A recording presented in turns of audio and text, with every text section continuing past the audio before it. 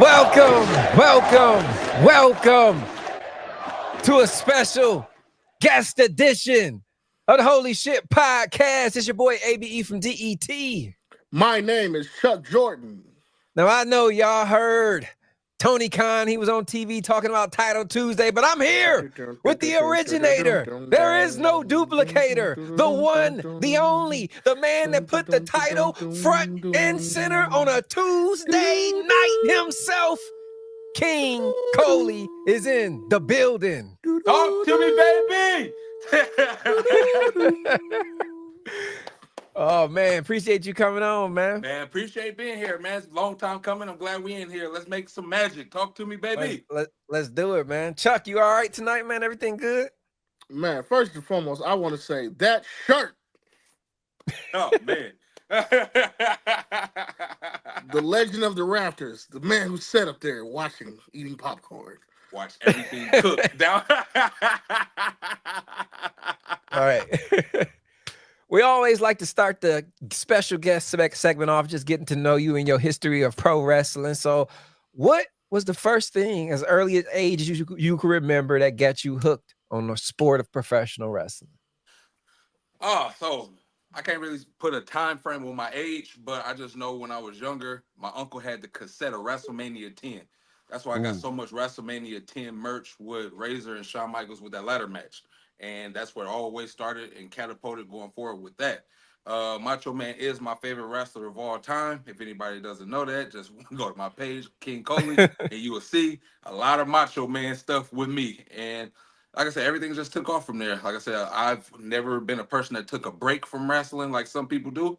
And yeah, I just continued going on and on and on and on until wrestling became cool. I'm doing the air quotations for the people that's listening. So when it started being cool and everything again, like I said, the rest is history. I got bored during COVID and created Title Tuesday, and Tony Khan stole my shit.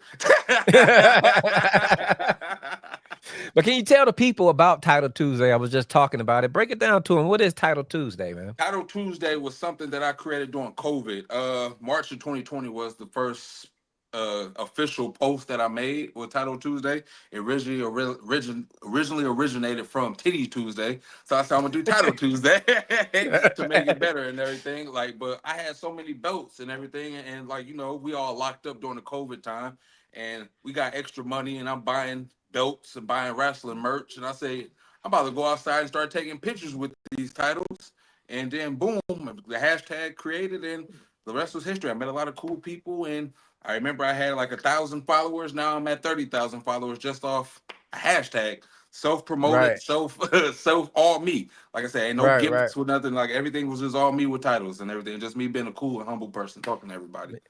Yeah, man. Since you are the man known for titles, tell them. Usually I ask for Mount Rushmore, but I'm going to ask for your Mount Rushmore of titles. Ooh. Oh, that's easy. So number 1, the Big Gold. Number 2, the Winged Eagle. Number 3, the original Intercontinental title, and number 4, the Big Eagle. Ooh, that's a solid 4, man. Like that. That's a solid 4. I like that question, man. The way to switch it up, Chuck Jordan. Mount Rushmore of belts. I try once in a while.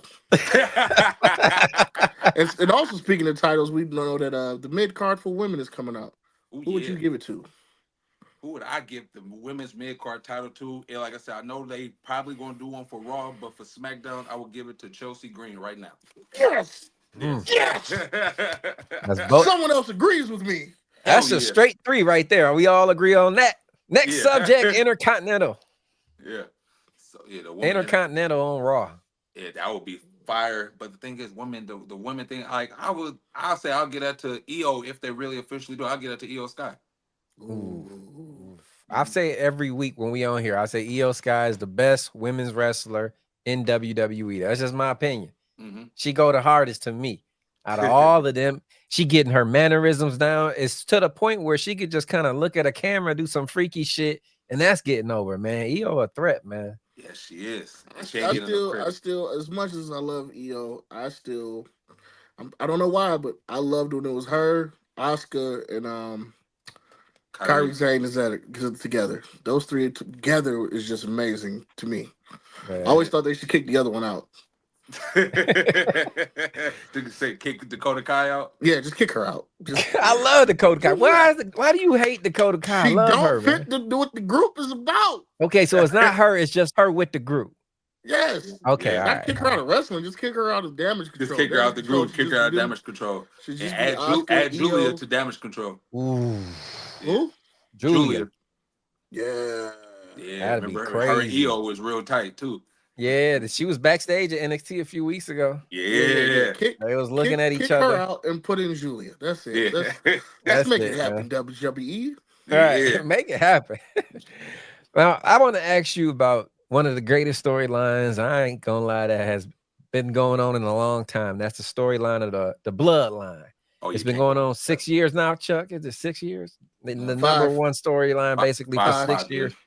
Where would you compare this storyline to the history of other storylines in professional wrestling? Ooh. Just the longevity, the different levels, certain members, then new members. Now we got a whole new bloodline. It's been 6 years. I got it fourth. Ooh. Fourth. I know what my number 1 is. I want to hear your 4.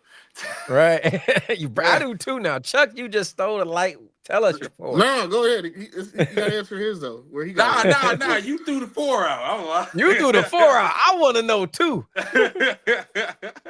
I'm wearing number 1 right here. Number 1. I'm wearing the Sting shirt. That's number 1 to me. Sting versus who? Sting, like the whole. Oh, just him. His whole. Okay. All right, so I'll take off then. So I know number 1 is Sting versus the NWO. When he took that whole year off and he was in the Raptors and everything, they just messed it up. They just messed it up with that Starrcade match with him and Hogan, and they had the match end up he lost, and then Bret Hart came and restarted the match and everything. But that storyline is the greatest storyline in wrestling right there, with Sting versus the NWO, and he finally took over and he finally won and beat Hogan and conquered the NWO, and they messed it up at Starrcade. They ruined it. It's making me mad right now thinking about it. Mine wasn't Sting versus the NWO. It was just the NWO as a whole was number 1. D-Generation X was number 2. Undertaker's streak was number 3, and then it's the Bloodline. Oh my God, the streak. That was mine. Trash. Right, the streak I was love the trash. streak. I love the streak. I'll forget about that. Undertaker fan. Hmm? So you must be a real Undertaker fan. No, I just felt like it was weird because when he finally lost, I was so excited. It was one of those things I couldn't. It was like how people watch Floyd fights just to wait to see when he's gonna win, but wait till he's gonna lose, but he never lost. Okay, that's what I used to tune in for the Undertaker for. Was it's gonna be the night he loses? Boom, he wins. Damn. All right, next time. Damn. Next time. Damn. When he finally lost, I was like, yes. And it's to my boy Brock, so it was like even sweeter for me. But I get it. It was that whole just the dead man's going to die sooner or later, and then when he finally died, it was, even though as much as I love Brock winning it, when he said he wished Bray would have won it, I was like, damn, I wish Bray would have got it from him, because that would have been sweet as shit for him to pass it down to Bray Wyatt. Man. So you say if Sting and Sting was your number 1, how far is that from the Bloodline? I got Bloodline number 3 because at the end of the day, I still got the Shield stuff is number 2. Okay. Ooh, I didn't think about the Shield. I went to D-Generation X. Yeah, the whole Shield dynamic with everything, because that no matter what, the longevity with the Shield, if that didn't happen with Seth breaking up the Shield and everything, we wouldn't have the landscape of wrestling where we have at right now.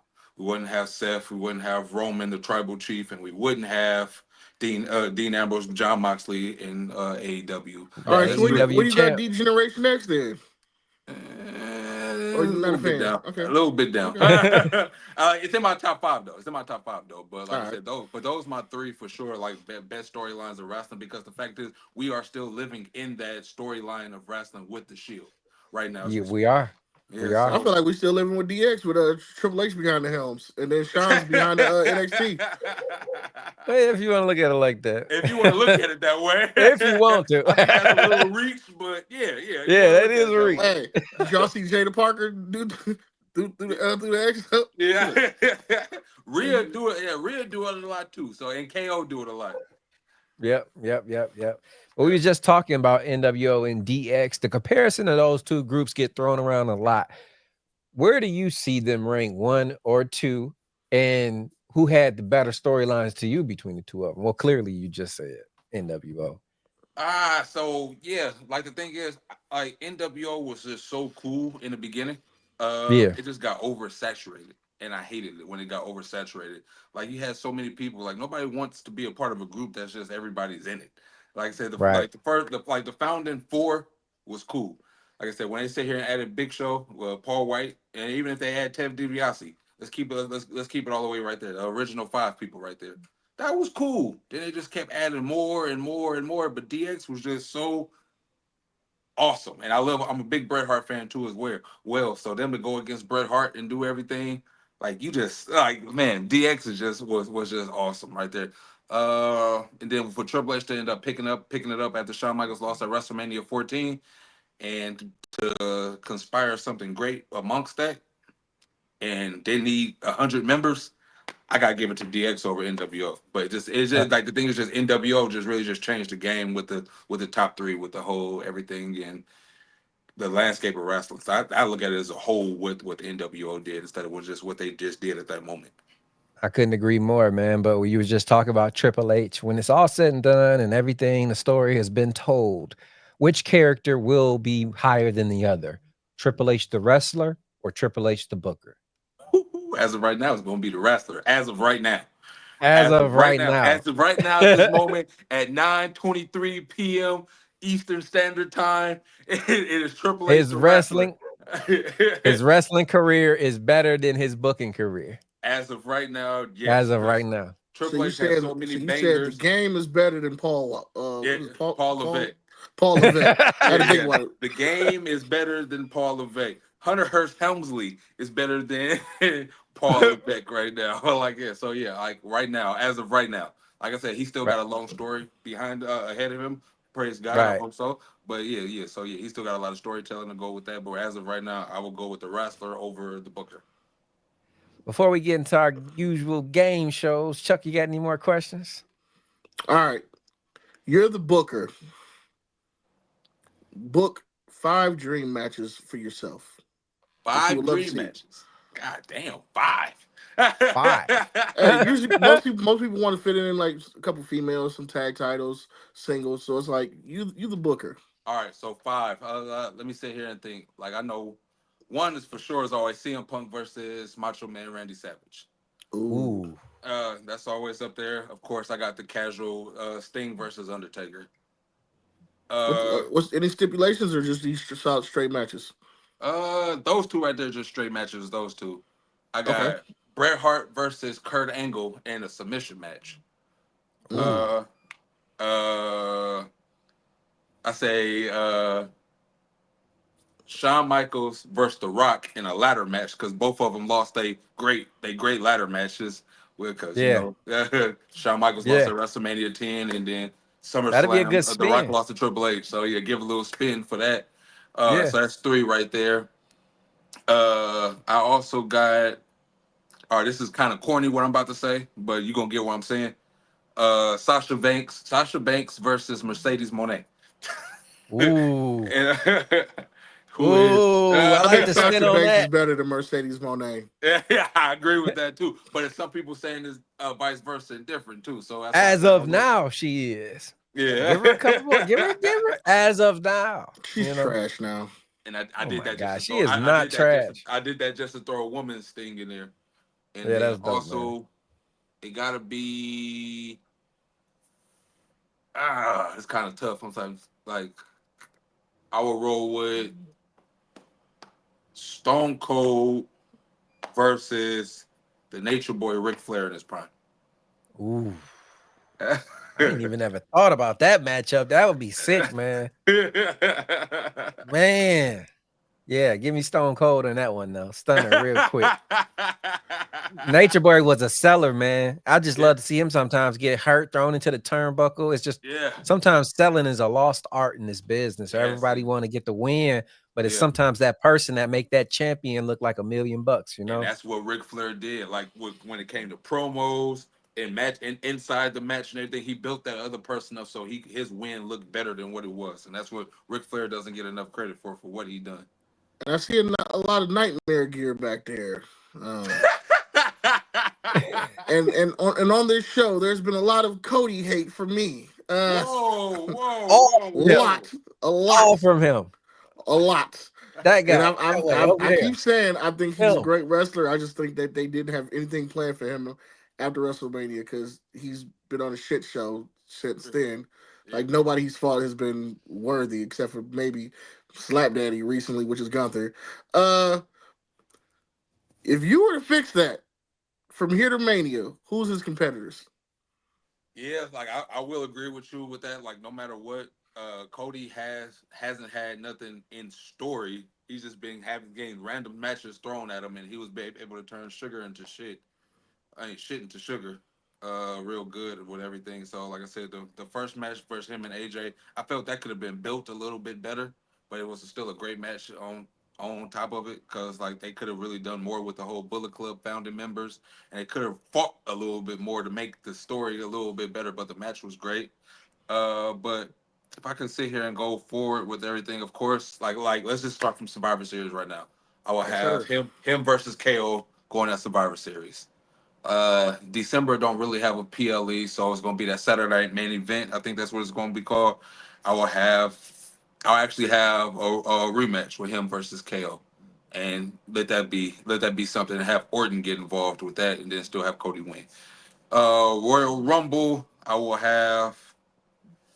See, that's the like this is the hard part because SmackDown is so badly contested with people.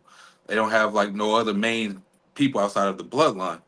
Well, Right. So technically, from what I'm hearing, is they may do a draft again in January that's what I'm hoping for. That's what I'm for hoping the for. Netflix thing. So let's Mhm. just say, like we saying, you're the booker. Yeah. Netflix comes, you're Netflix. Oh no, Uh huh.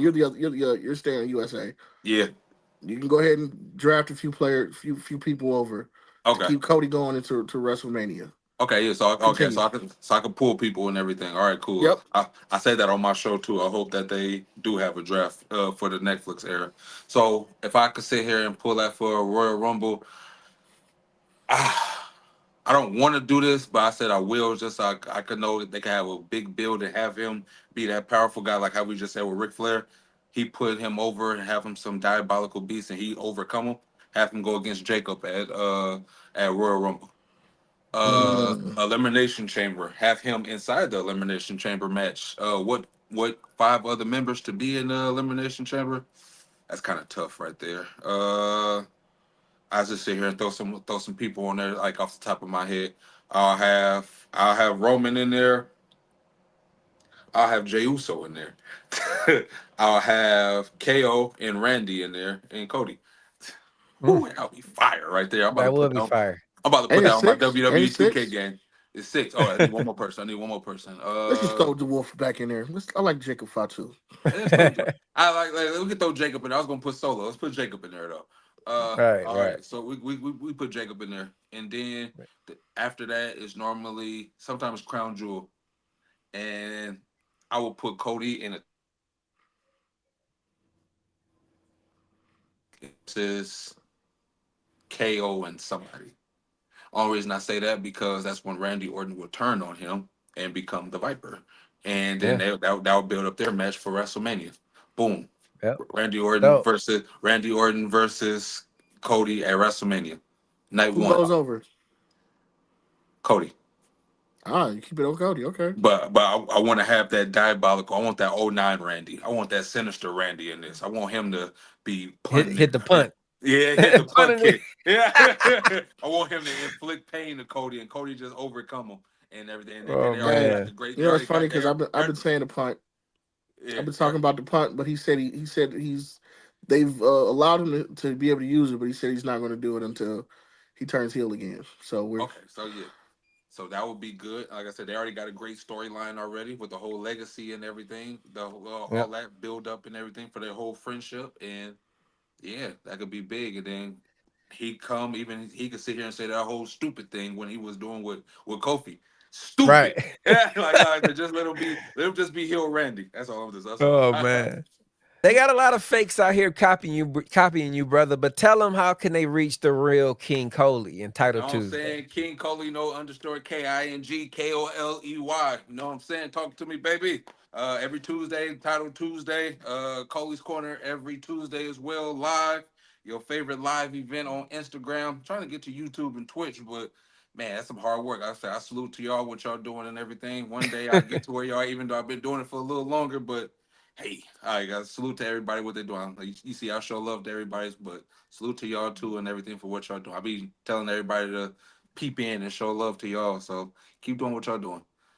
Nah, man, you keep doing what you're doing, man. You're a pioneer in this, man. I remember watching you during the pandemic. I saw the rise from nothing to what it is now, going on the road, pay-per-views, front row, quality content right here from the state of Michigan. So, brother, I appreciate you, man. For real, your flowers. We smacking. That's why I said we got to link together and get all this going. We can have this big cohesive unit. Like I said, like what's that Kai Submit, whatever his name is, that Twitch guy.